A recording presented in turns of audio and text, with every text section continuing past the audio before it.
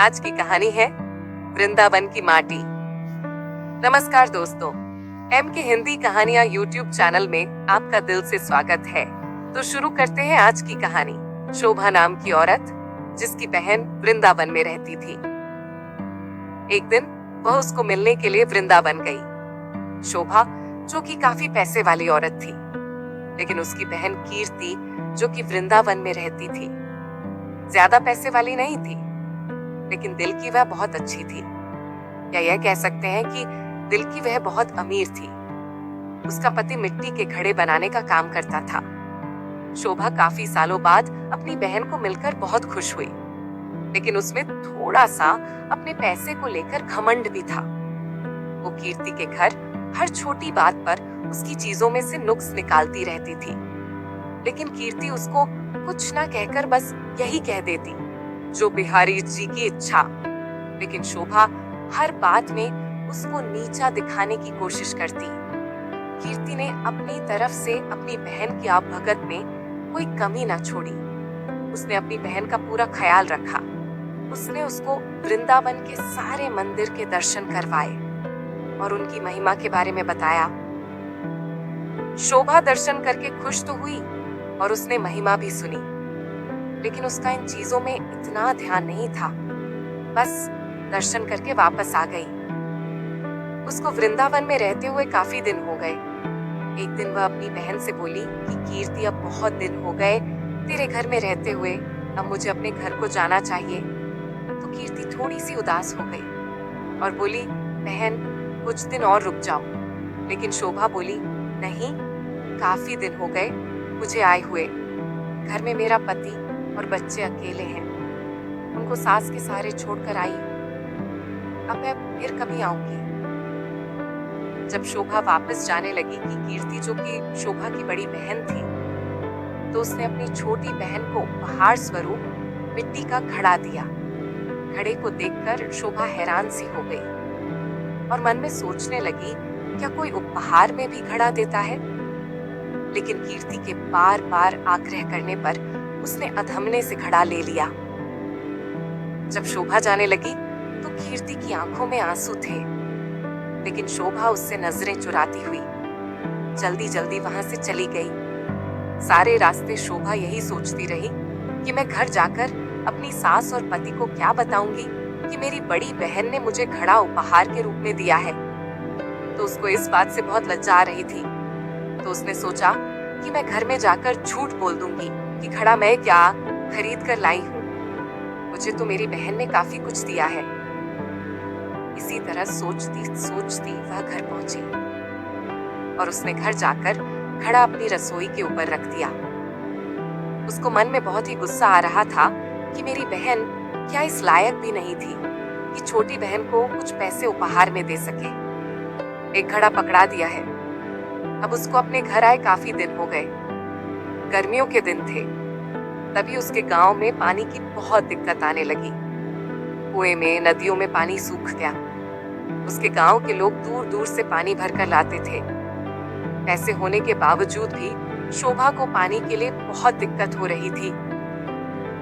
एक दिन शोभा बहुत दूर जाकर पानी भर रही थी। वहां पर और भी औरतें पानी भरने के लिए आई हुई थी। तो जल्दी पानी भरने की होड़ में धक्का मुक्की में शोभा का घड़ा टूट गया। शोभा दूसरी औरतों पर चिल्लाने लगी, ये आपने क्या किया? बड़ी मुश्किल से तो मैंने पानी भरा था, आप लोगों ने धक्का मुक्की करके मेरा घड़ा तोड़ दिया है। अब वह उदास मन से घर को आई। अब उसके पास कोई और दूसरा बर्तन भी नहीं था पानी भरने के लिए। तभी अचानक उसको अपनी बहन के दिए हुए घड़े की याद आई। तो उसने रसोई के ऊपर से घड़ा उतारा और फिर चल पड़ी बड़ी दूर पानी भरने के लिए। जब कुएं पर पहुंची, अभी भीड़ कम हो चुकी थी। वह घड़े में पानी भरकर घर लाई। तभी उसका पति खेतों से वापस आया। गर्मी अधिक होने के कारण वह गर्मी से बेहाल हो रहा था और आकर कहता, शोभा क्या घर में पानी है? क्या एक गिलास पानी मिलेगा? तो शोभा ने कहा, हाँ, मैं अभी भरकर लाई हूँ। तभी उसने उस घड़े में से एक गिलास पानी भरकर अपने को पति को दिया। गले में से पानी उतरते ही उसका पति एकदम से उठ खड़ा हुआ और बोला, ये पानी तुम कहाँ से लाई हो? तो शोभा एकदम उससे डर गई कि शायद मुझसे कोई भूल हो गई है। तो उसने कहा, क्यों, क्या हुआ? तो उसने कहा, ये पानी नहीं, ये तो अमृत लग रहा है। इतना मीठा पानी तो आज तक मैंने नहीं पिया। ये तो कुएं का पानी लग ही नहीं रहा। ये तो लग रहा है कि किसी मंदिर का अमृत है।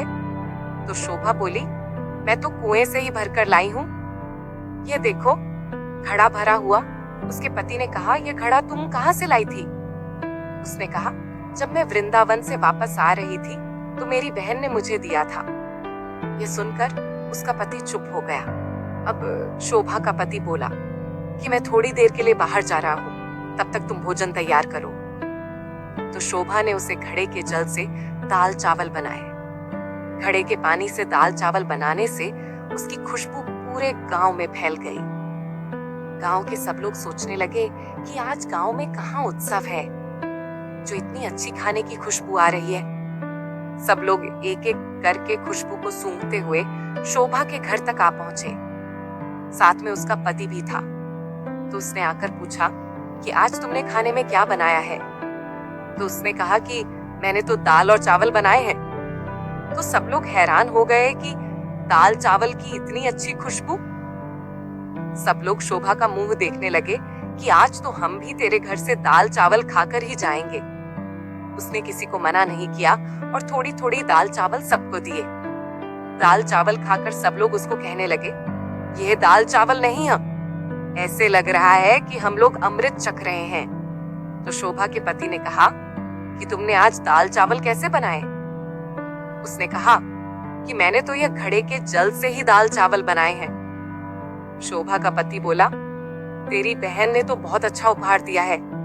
अगले दिन जब शोभा घड़ा भरने के लिए जाने लगी तो उसने देखा कि घड़ा तो पहले से ही भरा हुआ है। उसका जल वैसे का वैसा है जितना वो कल लाई थी।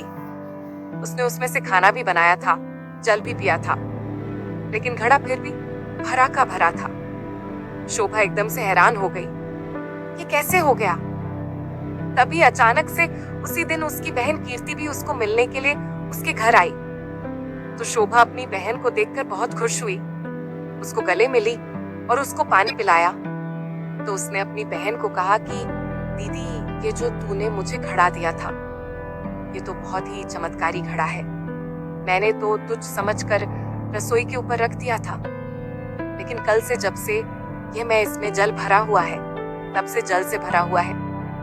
इसका जल इतना मीठा है और इसके जल से मैंने दाल और चावल बनाए जो कि अमृत के समान बने थे। उसकी बहन बोली, अरे ओ मेरी भोली बहन, क्या तू नहीं जानती कि यह घड़ा ब्रज की रज यानी वृंदावन की माटी से बना है, जिस पर साक्षात किशोरी जी और ठाकुर जी नंगे पांव चलते हैं। उसी रज से यह घड़ा बना है। यह घड़ा नहीं, साक्षात किशोरी जी और ठाकुर जी के चरण तुम्हारे घर पड़े हैं। किशोरी जी और ठाकुर जी का ही स्वरूप तुम्हारे घर आया है।